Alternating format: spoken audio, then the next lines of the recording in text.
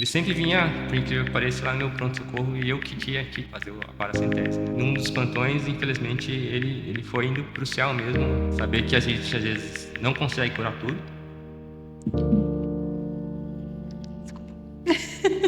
Que a gente não tem essa capacidade, né, de curar tudo, só Deus, mas tem pelo menos essa obrigação ou necessidade de promover o alívio ou o conforto.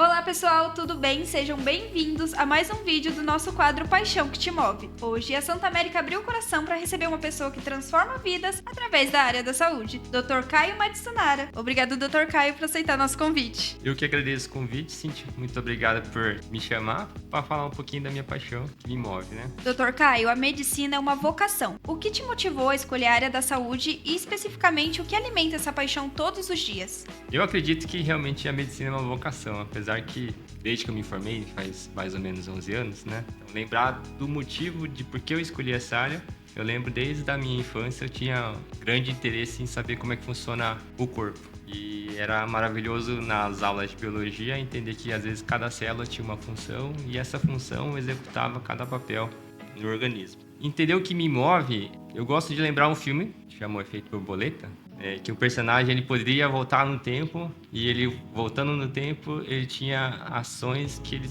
se mudasse mudaria o futuro. Eu acho que esse é o papel do médico e também de qualquer pessoa que tem a capacidade de mudar vidas de alguma maneira, né? Mesmo com pequenas ações que a gente às vezes pode tomar.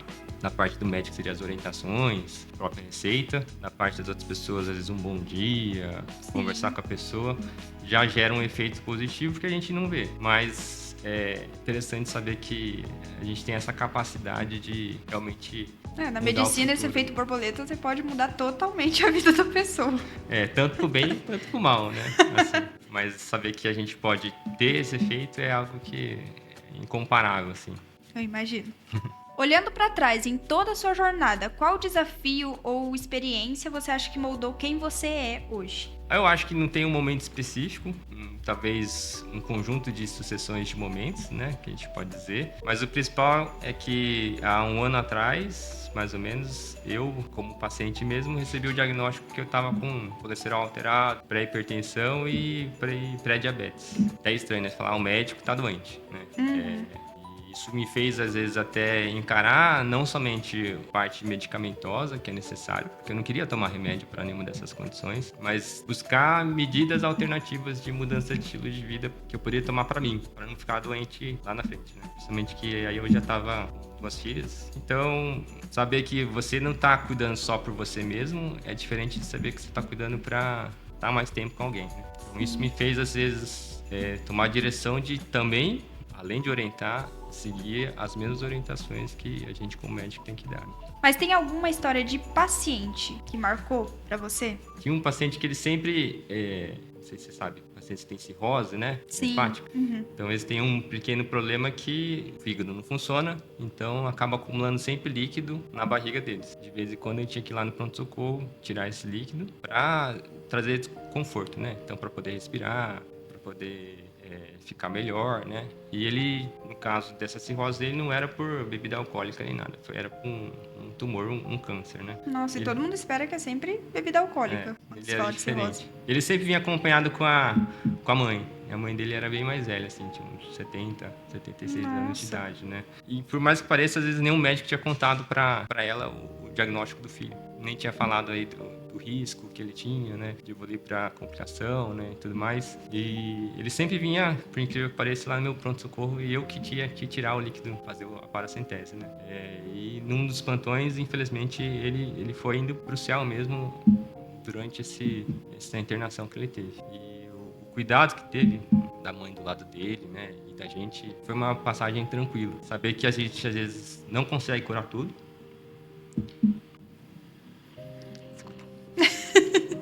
Que a gente não tem essa capacidade, né, de curar tudo, só Deus, mas tem pelo menos essa obrigação ou necessidade de promover o alívio ou o conforto. Sim, eu garanto que foi muito melhor sobre os cuidados de você e da mãe dele mesmo. Doutor, a sua rotina como clínico é extremamente exigente e humana, e com toda essa demanda, como você consegue manter viva essa paixão sem cair no esgotamento da medicina? Essa pergunta é difícil, porque saber lidar mesmo com esse esgotamento da medicina é algo que precisa bastante, porque se olhar os dados, né, os médicos, eles não são saudáveis. Tem vários censos que a gente vê.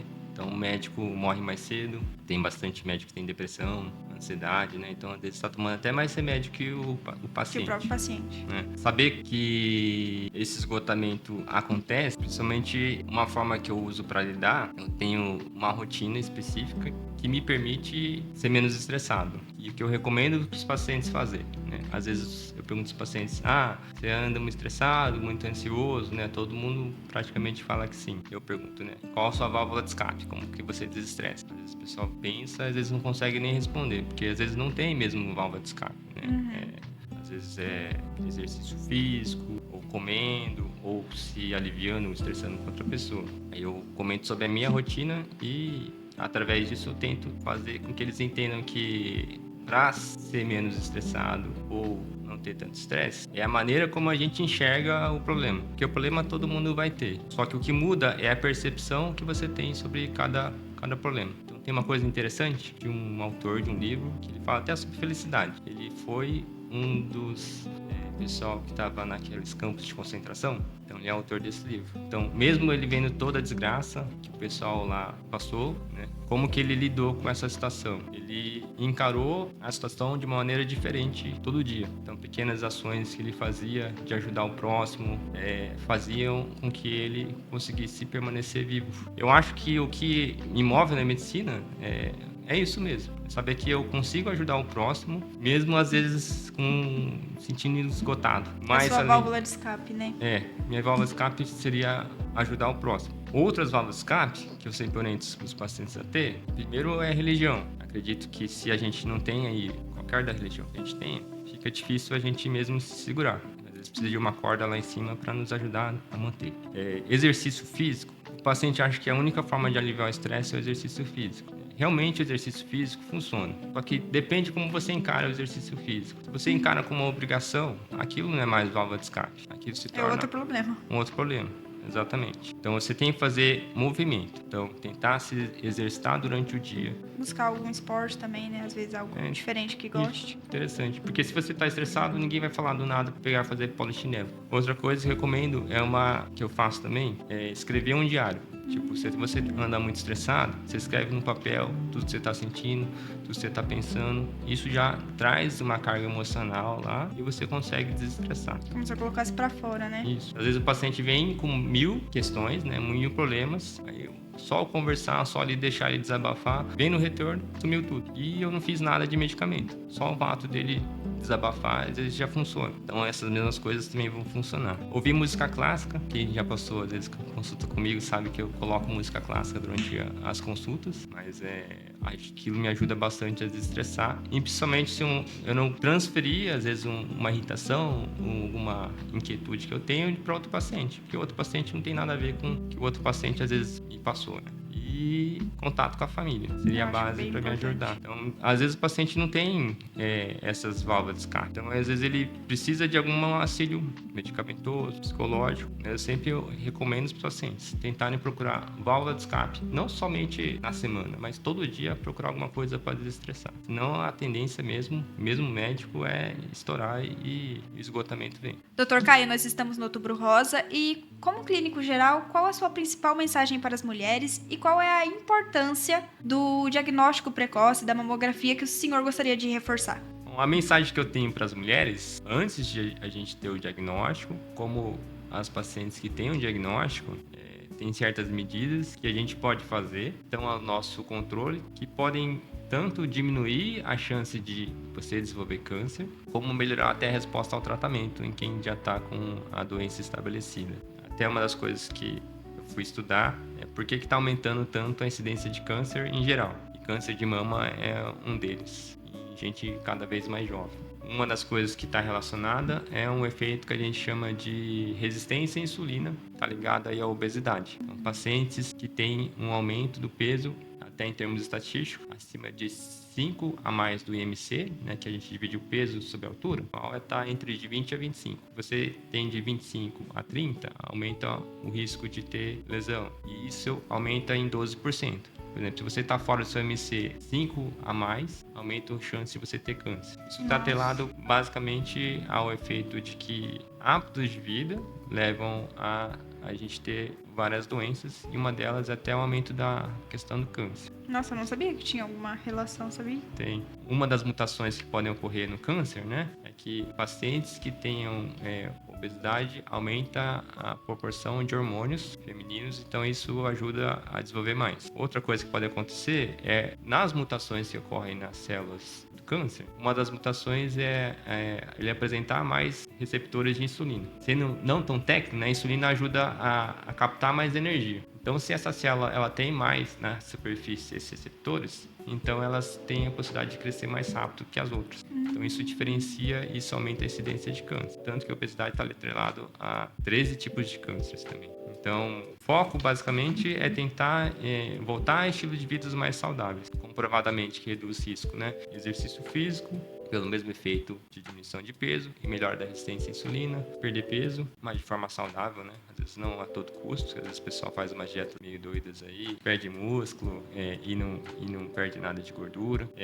Tentar bebida alcoólica, tem até trabalhos que relacionam a quantidade de doses com o aumento da incidência de câncer, tabagismo, que já é documentado, né? E também estresse também, nesse sentido. Não é efeito direto, mas às vezes pode aumentar a incidência de câncer também. Não estou dizendo que o seu estilo de vida levou a você ter câncer, mas aumentou a chance de ter. Mas mesmo as pessoas que tenham, se eles mudarem esse estilo de vida, tem uma resposta melhor ao tratamento. E eu vi até interessante abaixar em 30% a 20% a chance de ter complicação. São medidas que a gente pode tomar, que é difícil de fazer mesmo, mas que às vezes está no nosso controle. Porque às vezes quem tem câncer, né, é uma condição que às vezes foge do nosso controle, né? Então não depende muito da gente, depende do médico, do tratamento, da sua resposta à quimioterapia.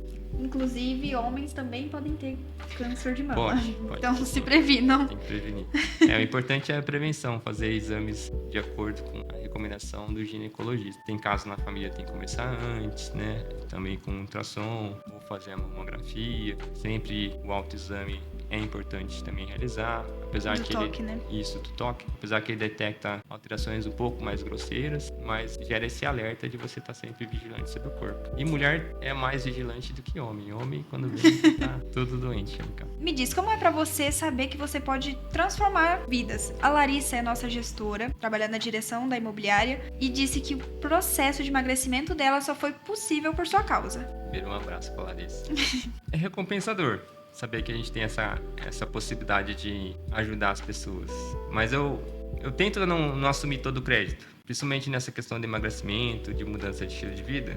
O médico vai ter lá, 20 minutos, meia hora para orientar. Quem vai ter que entender tudo, às vezes na consulta, e aplicar vai ser o paciente. Que eu sempre gosto de frisar no paciente é colocar uma sementinha na cabeça dele. Muitos pacientes às vezes chegam lá, eu não consigo, eu não tenho essa capacidade, meu corpo é assim, eu já tentei de tudo e não funcionou. A minha função é colocar uma sementinha do e se?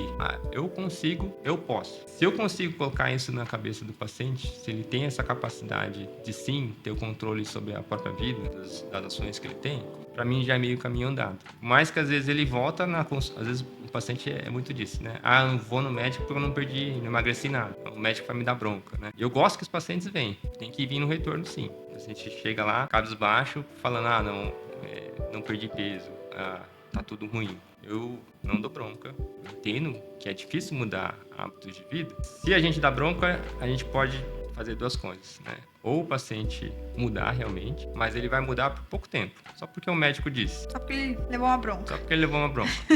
Ou eu posso colocar a semente da esperança, da possibilidade, que é o que eu gosto de fazer nos pacientes. Tem bastante pacientes que às vezes têm pressão alta, tem obesidade, tem diabetes, que toda vez ele vai no médico, ele recebe remédio a mais. Porque ele tá ruim mesmo, né? Ele não mudou hábitos, tá pior os exames. Então o médico da parte dele tá correto em tratar mais. Só que às vezes o médico não aborda essa questão de se ele mudar, se ele perder peso, se ele começar a fazer exercício físico, se ele dormir melhor, se ele ser menos menos estressado, tem uma possibilidade que ele tomar menos remédio. Por incrível que pareça, todo mundo que eu falei que tem essa possibilidade, como se iluminasse a cara dele assim. Virasse uma chavinha. Então eu vou realmente seguir. Eu só sou parte do processo, eu não sou responsável. Né? Sim, e muita gente falta entender que é um processo, né? Tipo assim, às vezes você vai cair, vai comer uma coisa que não deveria, mas não por isso tem que desistir. Isso, né?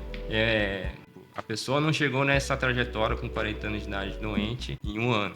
Foi o somatório de decisões, né? Então vai ser o somatório de decisões que ele vai ter que vai fazer ele melhorar. Doutor, para encerrar, eu queria que você deixasse um conselho para quem está iniciando, quem quer ser clínico ou tem essa paixão pela área da saúde. Eu acho que a gente, como clínico geral, a gente segue uma trajetória totalmente diferente que a gente aprende quando entra na faculdade, né? Quando a gente entra na faculdade, a primeira coisa que a gente pergunta, que especialidade você vai ser? Você cardio, você endócrino, você pneumo, né? E o clínico geral faz a faculdade, depois tem mais 2 anos de residência em clínica médica, como se torna um cardio ou um endócrino, né? Você faz esses 2 anos, depois mais 2 anos de alguma especialidade específica. Às vezes a pessoa fala, mas ele parou como clínico geral, né? Por que ele não fez outra especialidade? Então, entender que o clínico geral tem um papel muito importante de interligar todas as doenças e fazer correto diagnóstico, correto manejo do paciente. A dificuldade maior que tem é na questão da valorização. Às vezes o paciente acha que você é um generalista normal, né? Ou acha que você tem que se sujeitar a certos padrões, né? Não, você deve somente trabalhar por vocação, né? Você não tem conta para pagar, essas coisas assim.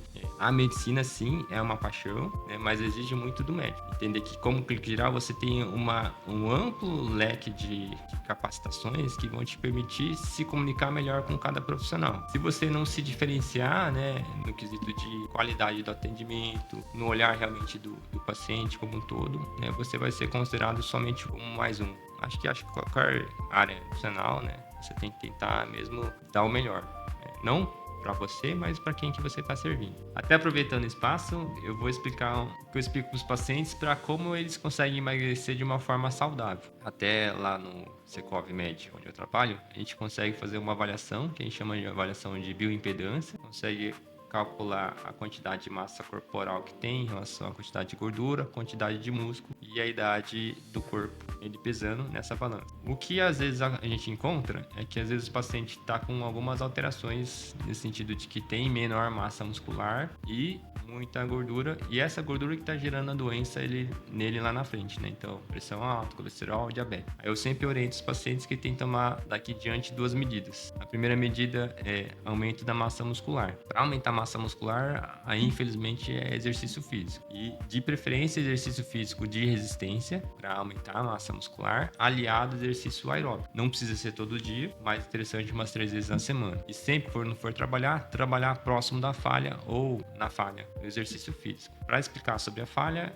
eu acho que é melhor interessante às vezes procurar na internet como faz exercício físico para ganho de massa muscular. Para perder gordura, tem que entender, na minha opinião, para que serve a gordura. Os pacientes falam, só serve para atrapalhar, né? Não serve para nada, né? Mas a gordura tem função no nosso organismo. A função dela é aquecimento, então protege a gente contra o frio, formação de hormônios, o colesterol participa também na formação das células, né? E como energia. E o principal papel dela é fornecimento de energia. Para emagrecer, na minha opinião, tem que seguir 3 conceitos.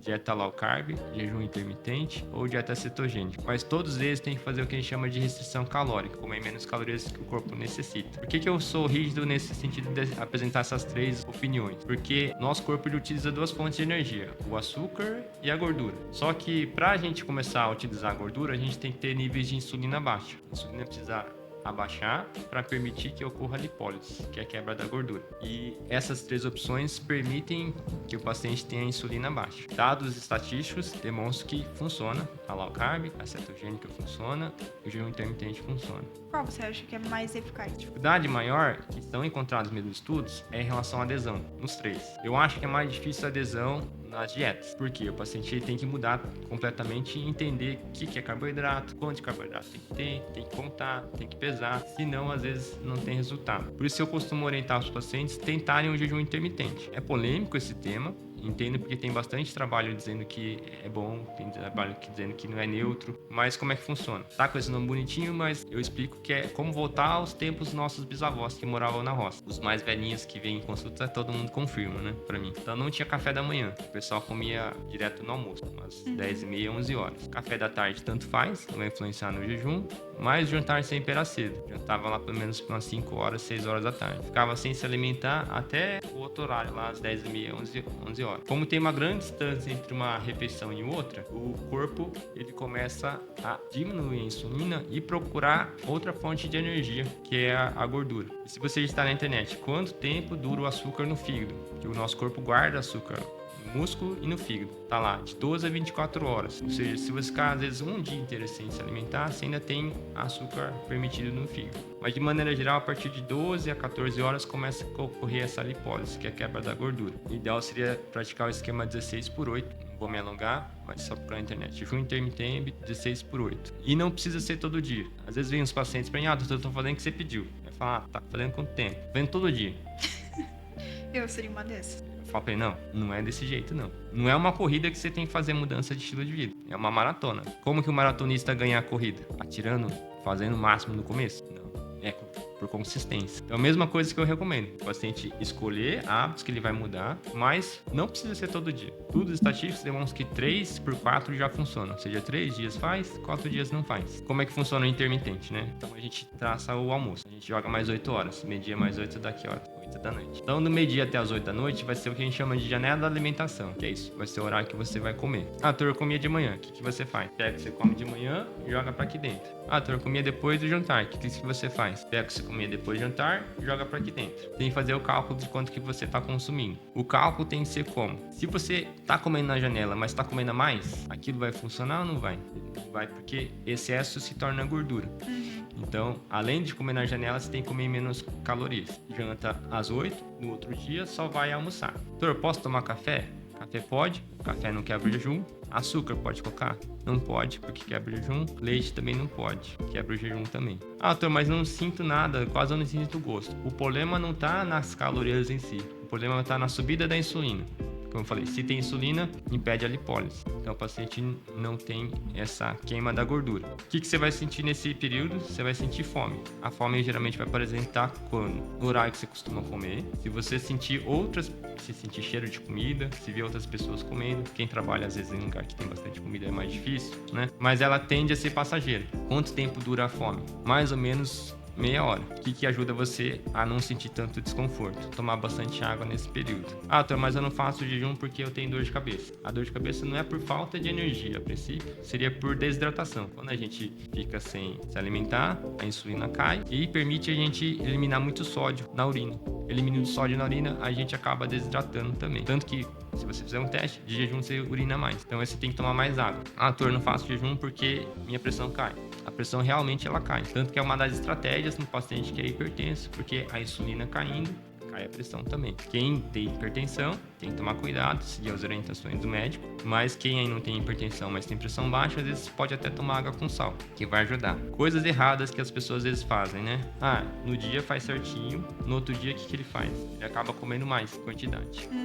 E o efeito é neutro. Então, além de você comer certinho nesse dia, no outro dia não é que você precisa fazer restrição, mas você tem que comer a mesma quantidade que você costuma comer. É difícil, realmente. Mas se você tiver uma alimentação no esquisito de uma boa proporção de proteína e fibras e legumes, você tem uma saciedade maior. Para lembrar, você pega o prato, metade dele tem que ser legumes e verduras. 25% carboidrato, seria o arroz, e 25% proteína. O feijão entra como proteína. A forma como você se alimenta, a ordem, vai influenciar na subida do açúcar e na saciedade. Então, você come primeiro o quê?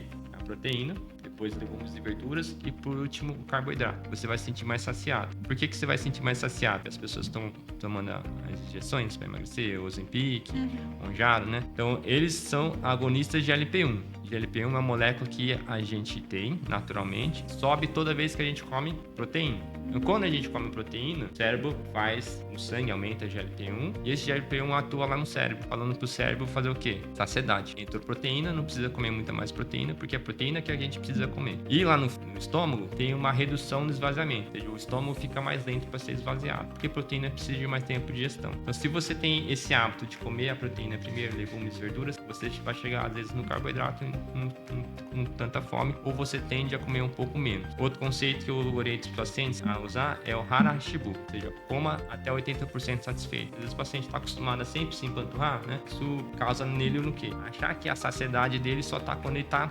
estufado, quando está cheio. Então, se você está com 80% satisfeito, não precisa aí terminar de comer até se empanturrar. E outra é tentar aliar sempre o permitir o docinho, a sobremesa, né?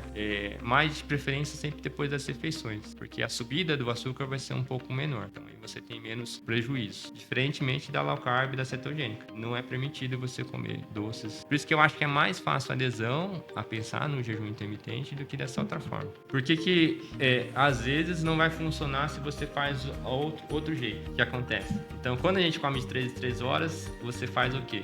Toda vez que a gente come, entra esse hormônio insulina e a insulina sobe. Se a insulina está na jogada, não tem a lipólise. Então, o paciente come de 3 em 3 horas. Então, come no café da manhã lá aveia, no meio da manhã uma fruta, no almoço come pouco, à tarde come de novo, no jantar come de novo. O que você comeu é pouca caloria, ou seja, tá certo. O princípio básico para emagrecer é comer menos. Só que outro princípio que é ter insulina baixa você não atingiu. O que acontece? A insulina é como se fosse um guarda e a gordura como se fosse a sua geladeira. Se tem insulina lá, a geladeira não abre. Então é como se você tivesse dinheiro no banco, só que não liberasse esse dinheiro no banco. Ou seja, o alimento é o que você ganhou, só que não consegue tirar mais dinheiro de lá. O que você tem que fazer para não morrer, né? Então, você tem que gastar menos. Mesma coisa que seu corpo faz. Você tem um gasto energético. Precisa gastar tanto e você está fornecendo isso tanto de comida. Está fornecendo menos comida do que o seu corpo necessita. Vai acontecer naturalmente e você vai perder peso. Só que se você não liberar essa gordura, seu corpo vai reagir. No sentido de que ele vai diminuir o metabolismo também. Então, o que acontece? Então, o corpo, ele responde. Ele vai diminuir seu metabolismo. Ah, doutor, mas eu tô fazendo meu exercício físico.